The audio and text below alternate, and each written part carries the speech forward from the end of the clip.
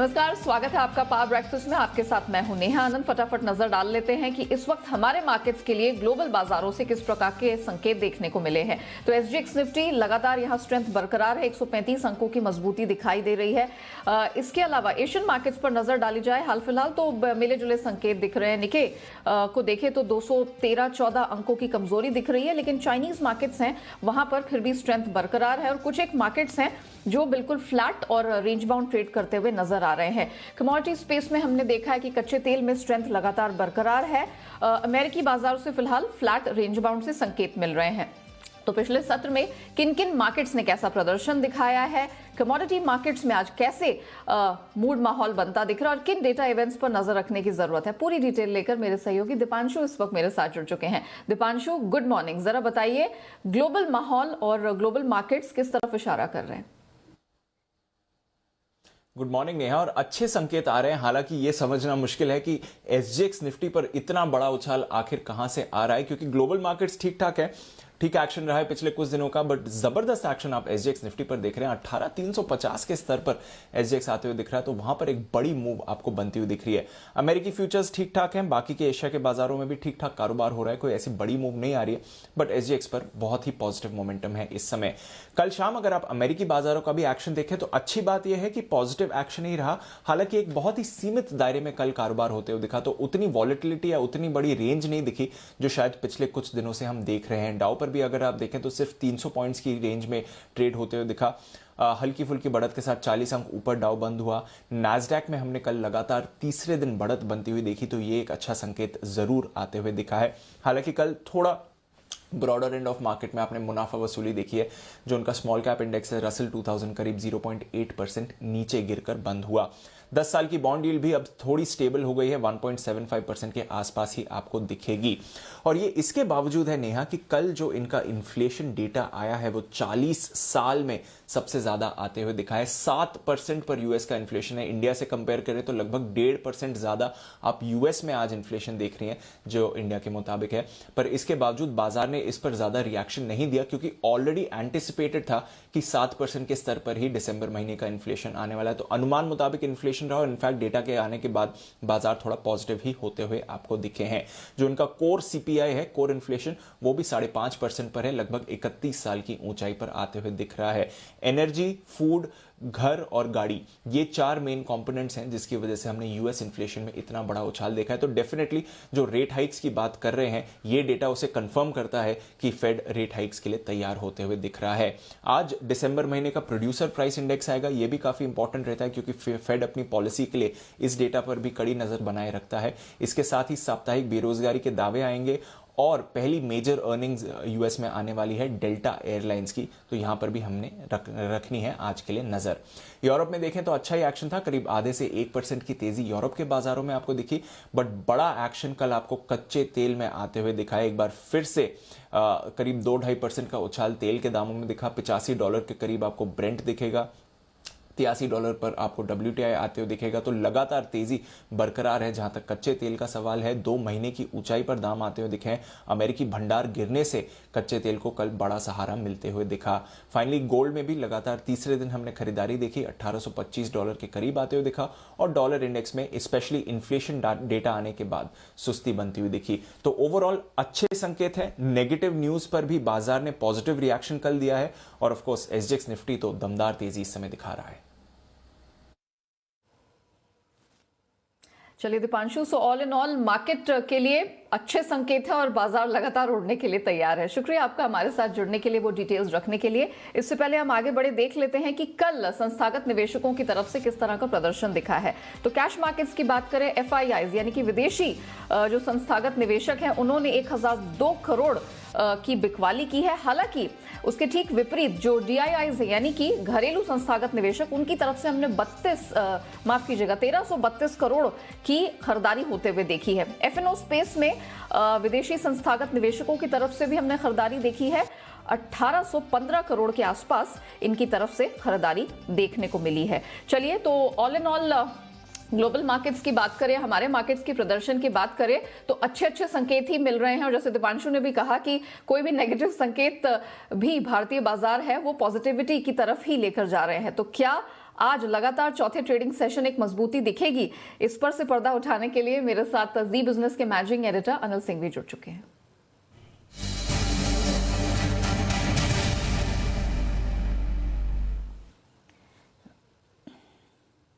Anil sir, good morning. हमने देखा कि नतीजों के सीजन का आगाज कुछ मिला जुला सा ठीक ठाक सा हुआ है। जो 3 आईटी कंपनियों के नंबर्स आए हैं, हमारे मार्केट्स में बहुत अच्छा मूड माहौल दिख रहा है, ग्लोबल संकेत भी ठीक ठाक हैं। सर, आज क्या रेंज और ट्रेडिंग रणनीति अपना के चलें? Good morning Neha. मुझे लगा कि आज आप पूछने वाली कि क्या टेरिफिक थर्सडे आज रहेगा। सेंचुरी मार्कर एसजीएक्स निफ्टी जिस तरह से मजबूती के संकेत दे रहा है, इसमें कोई डाउट नहीं है। दमदार शुरुआत होगी, आईटी शेयरों से एक्शन आने वाला है। टीसीएस का बायबैक आया है, अच्छा बायबैक है, हालांकि रिजल्ट मिले जुले हैं। विप्रो ने थोड़ा निराश किया है। इन्फोसिस के नतीजे और साथ ही साथ उनका गाइडेंस दोनों ही बेहद दमदार है। तो आईटी सेक्टर मिला जुला रहना चाहिए, लेकिन बाकी बाजार में जोश है पूरी तरह से। थोड़े से एफआईएस की खरीदारी के आंकड़े कम पड़ते हुए दिख रहे हैं, हल्की प्रॉफिट बुकिंग आती दिख रही। तो गैप से खुलने के बाद थोड़ी बहुत प्रॉफिट बुकिंग आ सकती है, ऊपरी स्तर से आनी भी चाहिए, बाजार की सेहत के लिए ठीक है। और दूसरा ये है कि आज वायदा कारोबार के हफ्ते की एक्सपायरी भी, और इस सीरीज में 4 ट्रेडिंग सेशन हमने बहुत ही बेहतरीन देखे, और उसके बाद थोड़ी बहुत ऊपरी स्तरों पर प्रॉफिट बुकिंग आना लाजमी है। अगर सपोर्ट के लिहाज से देखें तो 18,075, 18,125 आज के लिए मजबूत सपोर्ट के तौर पर काम करेगा, और गैप से खुलने के बाद 18,350, 18,425 की वो रेंज हो सकती है, जहां तक जाने की कोशिश निफ्टी की तरफ से हो सकती है। उससे पहले 18,275, 18,325 हल्की फुल्की रुकावट की रेंज है। ऊपर में 18,350, 18,425 का वो टारगेट है, जहां पर प्रॉफिट बुकिंग आना लाजमी है। वहां पर आपको अपनी लॉन्ग पोजीशन कम भी करनी चाहिए, लेकिन सिर्फ ट्रेडर्स है तो वहां पर शॉर्ट भी कर सकते हैं। बैंक निफ्टी का जहां तक सवाल है, 38,350, 38,500 तुरंत आपके लिए सपोर्ट के तौर पर काम करेगा, और इसके नीचे जाने पर ही कमजोरी का पहला संकेत आएगा। तब 38,000 आपके लिए बेहद मजबूत सपोर्ट है। ऊपरी स्तरों पर 39,000 के आसपास हल्की फुल्की रुकावट है, तो 39,000, 38,925, 39,125 ये 200 पॉइंट की रेंज ऊपर रुकावट के तौर पर काम करेगी। तो गैप से खुलने के बाद थोड़ी प्रॉफिट बुकिंग आने की संभावना रहेगी ऊपरी स्तरों पर, और लोअर लेवल से सपोर्ट लेकर बाजार फिर से आपको तेजी दिखाने की कोशिश करेंगे। तो मेरे ख्याल से दोनों तरफ के ट्रेड आज मिल सकते हैं आपको बाजार में, लेकिन इसमें कोई डाउट नहीं, जो ग्लोबल संकेत है और जो ट्रेंड हमारा बना हुआ है, शॉर्ट्स काफी है, उनको देखते हुए एक अच्छी शुरुआत होने के आसार है, और उसके बाद वहां ऊपरी स्तरों पर profit. Very well. Anil sir, बहुत शुक्रिया आपका हमारे साथ जुड़ने के लिए और हमारे दर्शकों को दिशा देने के लिए कि आज क्या रणनीति अपनाकर चल सकते हैं। हमारे दर्शकों की सहूलियत के लिए एक बार फिर से बता देती हूं, अनिल जी ने जो लेवल सुझाए हैं निफ्टी बैंक निफ्टी में, तो निफ्टी में जो सपोर्ट रेंज होगी 18,075 और 125 के बीच में होगी। अपसाइड में 18,425 निफ्टी टेस्ट करने की कोशिश कर सकता है। जहां तक बैंक निफ्टी का सवाल है, सपोर्ट रेंज 38,350, 500 के बीच में दिख रही है, और अपसाइड में 38,925 एंड इवेंचुअली 39,125 ये एक अपसाइड की रेंज बनती दिख रही है। चलिए पावर ब्रेकफास्ट में आगे बढ़ते हैं, और अब आपका जो रूबरू है वो हम करवाते हैं एक एक्सक्लूसिव खबर से। जी हां, एमएसटीसी से जुड़ी एक बड़ी खबर आ रही है, और इस पूरी खबर की एक्सक्लूसिव डिटेल्स लेकर मेरे सहयोगी अम्बरीश पांडे दिल्ली से इस वक्त मेरे साथ जुड़ चुके हैं। Ambarish, good morning. जरा बताइए, एमएसटीसी से जुड़ी क्या बड़ी एक्सक्लूसिव खबर है आपके पास? Good morning Neha. कहानी है कि सरकार ने जैसे ही स्क्रैपेज पॉलिसी को आगे बढ़ाना शुरू किया था, कई सारी कंपनी ने इसके इंटरेस्ट दिखाया है, और अभी जो खबर हम लेकर आए हैं वो एमएसटीसी से जुड़ी हुई है। एमएसटीसी ने महिंद्रा के साथ एक जेवी करके सेरो नाम की एक कंपनी बनाई थी। अभी कुछ दिनों पहले ही एमएसटीसी ने महाराष्ट्र सरकार के साथ एक एग्रीमेंट किया है, जिसमें कि इसने 4 जगह पर स्क्रैपेज सेंटर लगाने की बात की थी। अब स्क्रैपेज को लेकर एमएसटीसी का एक बड़ा प्लान है, और एमएसटीसी अब चाहती है कि देश भर में इस तरह के प्लांट्स लगाए जाएंगे, जिसमें अगले चरण में गुजरात, मध्य प्रदेश, तेलंगाना और बंगाल ऐसे 4 स्टेट से बातचीत कर रही है वो, और इसके लिए प्रपोजल जो है रोड ट्रांसपोर्ट मिनिस्ट्री को दिया है, जहां उसका प्रस्ताव है कि आने वाले दिनों में वो लगभग 10 से 15 सेंटर्स लगा सकती है इन 4 राज्यों में। तो कुल मिला के एमएसटीसी के लिए एक बड़ा एक्सपेंशन प्लान हम इसको मान सकते हैं। ये जो जेवी है महिंद्रा और एमएसटीसी की, जिसको सेरो कहते हैं, सेरो के जरिए इन 4 जो राज्य हैं, इन राज्यों में नए स्क्रैपेज प्लांट जो है लगाने की बात के लिए बातचीत आगे बढ़ रही है, और इसका जो मंत्रालय है अपना रोड एंड ट्रांसपोर्ट मंत्रालय, वो जल्दी ही इसको मंजूरी भी दे सकता है। जी। तो स्क्रैपेज पॉलिसी को लेकर एक बड़ी डेवलपमेंट होती हुई दिख रही है और देश में स्क्रैपेज सेंटर लगाने का बड़ा प्लान निकल कर आ रहा है एमएसटीसी का, जो कि महिंद्रा ग्रुप के साथ जेवी कर रही है। शुक्रिया अम्बरीश आपका हमारे साथ जुड़ने के लिए, एक्सक्लूसिव खबर को दर्शकों के सामने रखने के लिए। चलिए एक और बड़ी खबर का रुख करते हैं। मार्केट रेगुलेटर सेबी ने टेलीग्राम चैनल के जरिए मार्केट मैनिपुलेशन करने वालों का भांडाफोड़ किया है। पूरी डिटेल लेकर मेरे सहयोगी तरुण शर्मा जुड़ चुके हैं। तरुण, जरा बताइए इस खबर के मद्देनजर क्या डिटेल्स हैं आपके पास? बिल्कुल, मैं बताना चाहूंगा कि सेबी ने कल एक एक्शन दिसंबर 1 को लिया था, लेकिन कल सेबी ने उस पर एक ऑर्डर पास किया है और सेबी ने पाया है कि बुल रन 2017 करके एक टेलीग्राम चैनल चलाते थे जिसके करीबन 50,000 सब्सक्राइबर थे और उनकी मॉडस ऑपरेंडी बड़ी साफ थी। पहले वो ट्रेड अपने लिए ले लेते थे और उसके बाद उसको ग्रुप में पोस्ट करते थे कि ये एक मल्टी बैगर हो सकता है, एक पैसा कमाने का एक बहुत बढ़िया शेयर हो सकता है, और शेयर्स भी ऐसे लेते थे जिनमें ज्यादा वॉल्यूम नहीं होता था और उनको फिर वो ग्रुप में पोस्ट कर दिया करते थे। और पोस्ट करने के बाद जब शेयर में एक बड़ी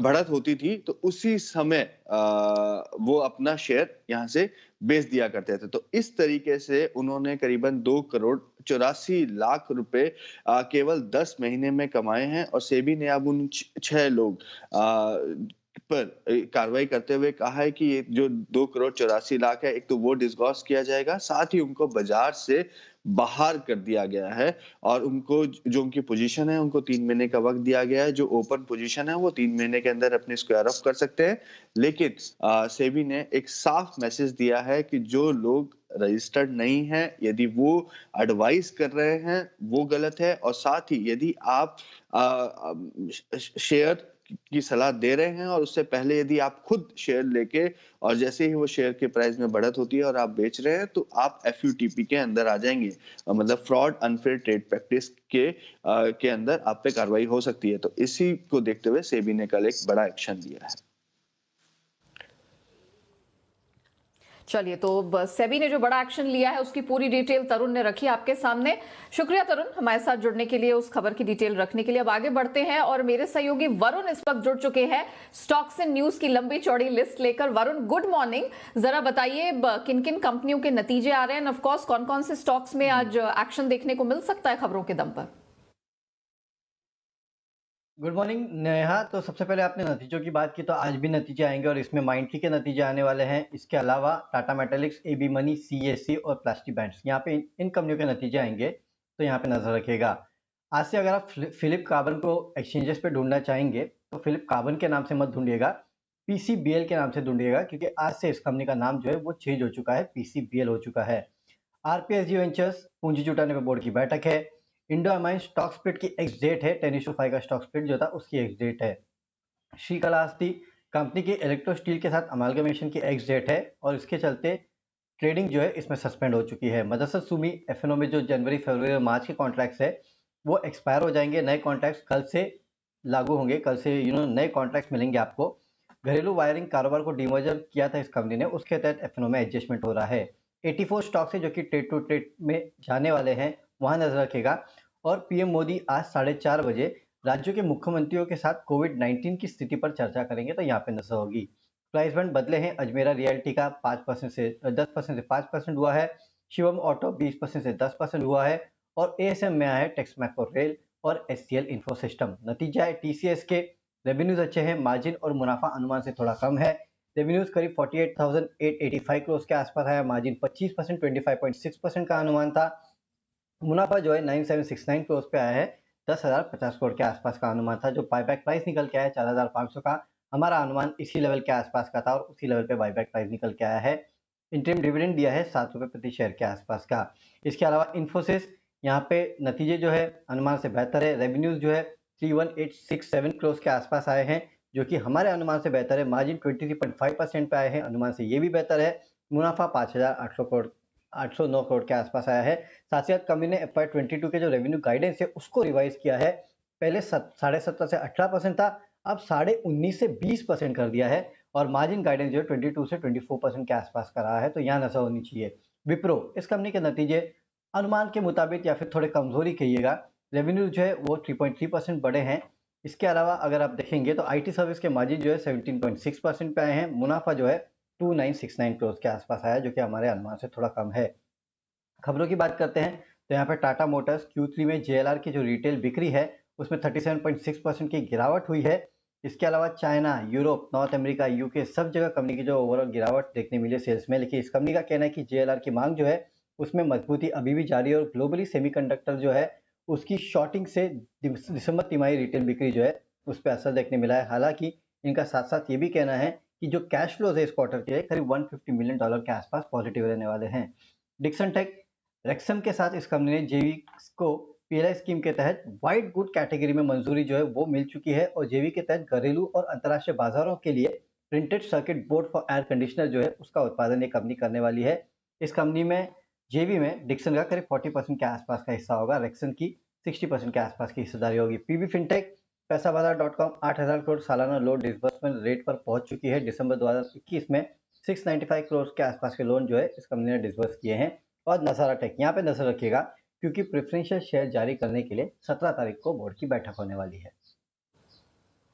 फटाफट बता देते थे कि आज अलग अलग ब्रोकिंग फर्म से आपके लिए कमाई के मौके कहां दिख रहे हैं। तो चॉइस ब्रोकिंग AB फैशन खरीदने की सलाह टारगेट 321 का दे रहे हैं। आनंद राठी सिक्योरिटीज आज M&M फाइनेंस पर खरीद की रिकमेंडेशन दे रहे हैं, स्टॉप लॉस 155, टारगेट 175 का। सेंट्रम ब्रोकिंग की 2 स्टॉक्स पर रिकमेंडेशन है। HDFC लाइफ खरीदने की सलाह है 690 के टारगेट के लिए और टाटा पावर में भी बाई की रिकमेंडेशन है, स्टॉप लॉस 234 का और टारगेट 244 का लगाकर चलना है।